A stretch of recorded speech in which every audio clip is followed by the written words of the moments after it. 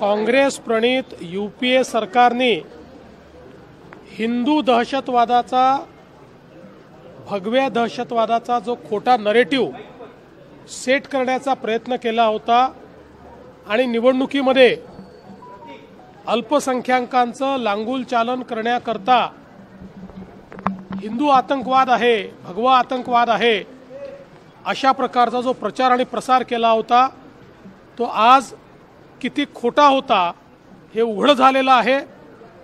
ज्या प्रकारे षडयंत्र रचून भगवा आतंकवाद दाखवण्याचा काँग्रेसने आणि यूपीएने प्रयत्न केला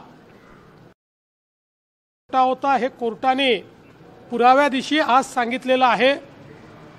खरं म्हणजे ज्यांच्यावर त्यांनी कारवाई केली त्यांची तर त्यांनी माफी मागितलीच पाहिजे, पण सगळ्यात महत्त्वाचं संपूर्ण हिंदू समाजाची काँग्रेसने माफी मागितली पाहिजे। ज्या प्रकारे भगवा आतंकवाद आणि हिंदू आतंकवाद म्हणून संपूर्ण हिंदू समाजाला आतंकवादी दाखवण्याचा प्रयत्न या देशामध्ये त्यांनी केला त्याबद्दल काँग्रेसने जाहीरपणे माफी मागितली पाहिजे।